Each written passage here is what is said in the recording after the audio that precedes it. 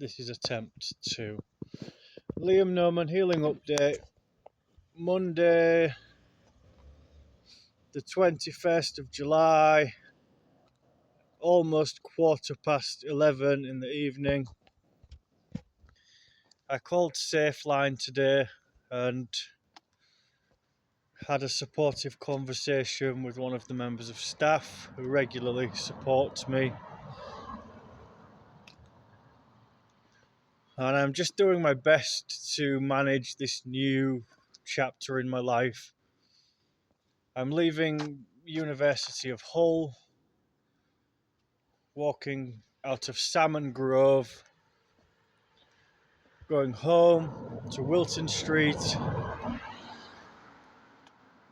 and I'm at Hull College tomorrow, which is Tuesday, and probably be lighter down here. Tuesday, Wednesday and Thursday this week, and then Friday, Saturday and Sunday I'm not at Hull College, but I will have lots of assignments and coursework to do.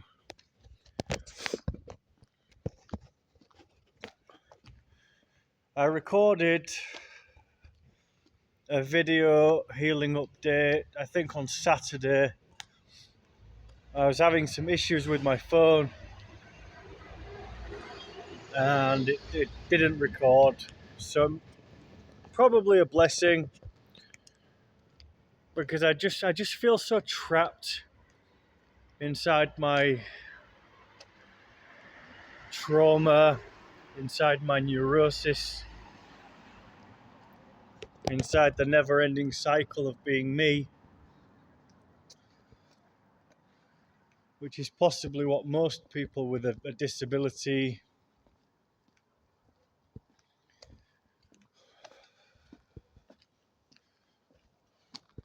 or complex trauma, learning difficulties, neurosis. Hopefully a lot of people can relate.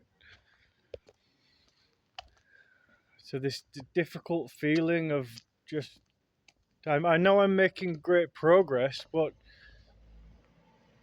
pardon me, also just feels like I'm going nowhere and I'm just trapped in all of this pain and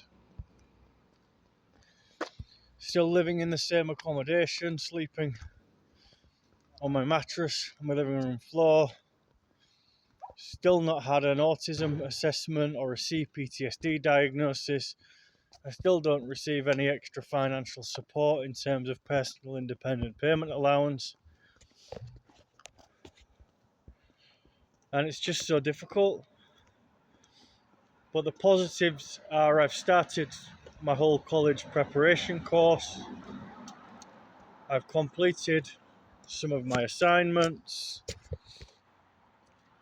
I have a mobile phone. The battery isn't fantastic, but I like the phone. And I've got a new case. And I'm happy to be able to access my internet banking, listen to my audiobooks, record healing updates and comedy sketches, and return to myself. It's difficult being a college student because it's such a diverse demographic of people. I'm 36 and the students in the class as young as 19 and as old as 51. And it's just a lot of information to take in, not only the subject matter, which was mostly about learning at the moment and learning how to learn and different learning styles, but it's being around different people of different ages, of different classes, of different disabilities and health conditions and communication styles. And it's a long time since I was in education. I left Mallet Lambert Secondary School in 2005. I attended Hull College possibly 2006 or 2007, and I completed a plumbing foundation level 1 course. But I've not taken my Mallet Lambert school leaving year of 2005. It's now 2025.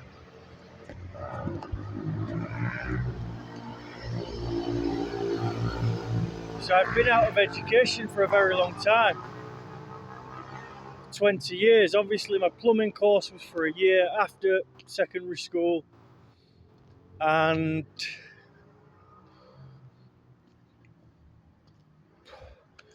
pre-COVID, so approximately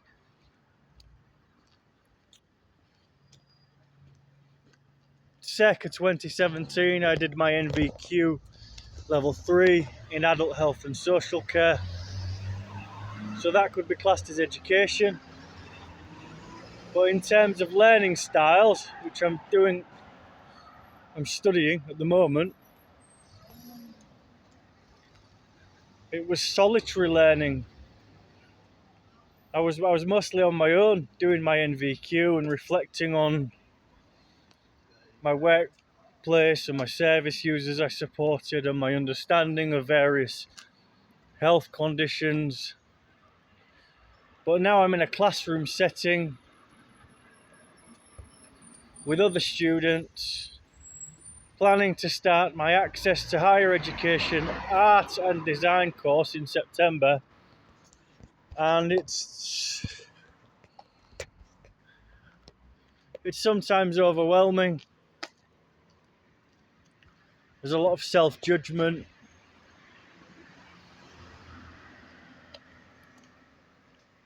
And because of my, what I believe to be autism, I'm so observant of everyone and everything and my surroundings.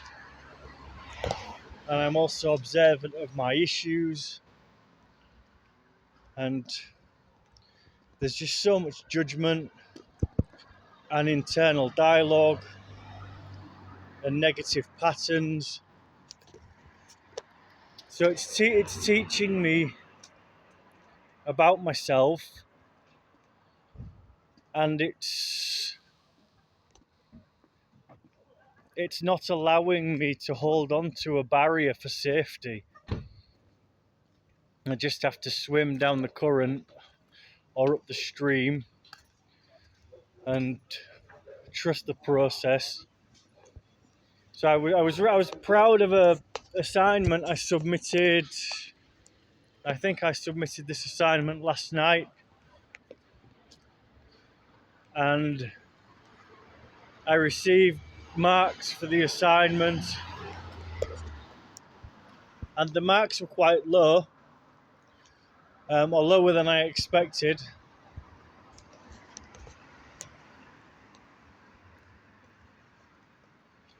So that was an exercise in balancing my energy, and I don't have to change how I feel about a piece of work because of a tutor's marking of my work, which is lower than what I expected. I can reflect on the questions, on my work, and on my approach, and I'll probably try and make adjustments in each essay, because obviously I want to write about trauma and healing and spirituality, and a lot of times include the heaviness of my life and my pain as a former child sex slave and satanic ritual abuse survivor. But I'm also understanding that I need to read the questions carefully, and not all of the questions require such deep input from personal experience, because sometimes they're just asking for information about learning styles with references to accompany the writing.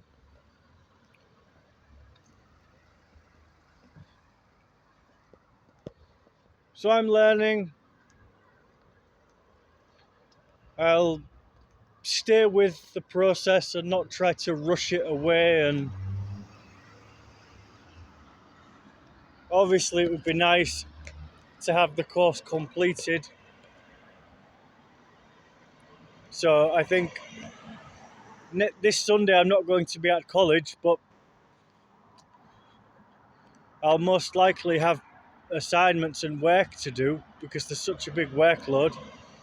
So a week today, next Monday, which I think is the 28th of July,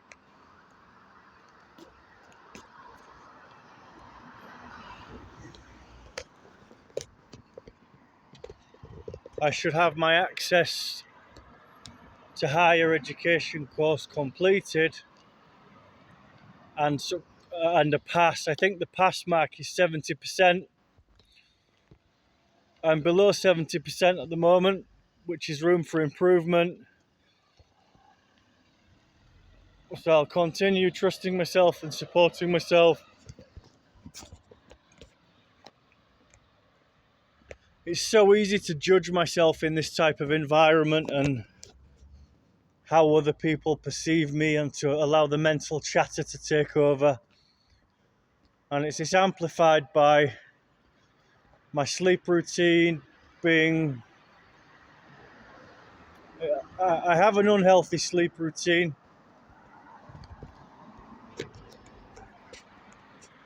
It's not such a problem when you don't have commitments. But now I have some commitments. It's a problem. And my accommodation is a stressor, as is waiting for the correct support in terms of diagnoses, assessments, and financial support. I don't have a living room. I use my living room as my bedroom. And I'm still battling with my neighbours intermittently with the noise. And I'm living in an environment where I'm grateful for small moments of peace. But I'm always waiting to hear the noise. And I generally have to make some noise in return to take my power back within the situation and remind my neighbours that I'm here too. And it's just a horrible way to live. It's a really horrible way to live.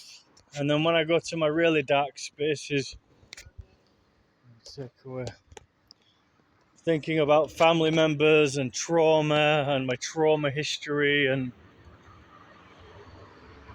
worst case scenarios with the support from the mental health services, sort of, I don't know, not receiving the support or receiving extreme diagnoses.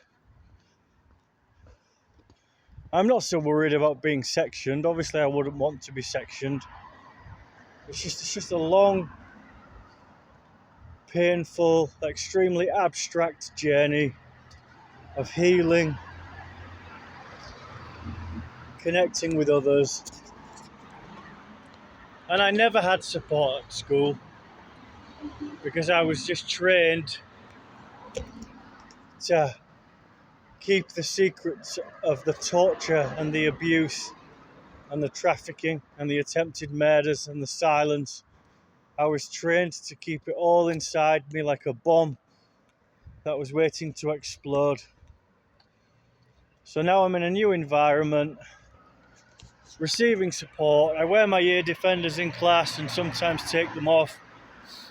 I have some sort of I have a fidget spinner and sort of fidget toys, and I really just support myself. But I'm also judging myself and creating stories about how fellow students are judging me, and sometimes restricting myself, and sometimes my brain, which part of the network and the programming, they would use terms such as, you're going to get your brain into gear, Liam. And there's lots of connotations with asking me if I was going to get my brain into gear, because most of the abuse from the network was in cars, and it's just a mind control of a person's psyche, a person's sexuality, a person's being, a person's life. It's a complete destruction and devastation of a human being. And obviously a person has a brain inside their head, and they use the brain naturally without even thinking about it, pardon the pun, because it's your brain, it's in your head, and you use it each day to survive, to navigate, to communicate.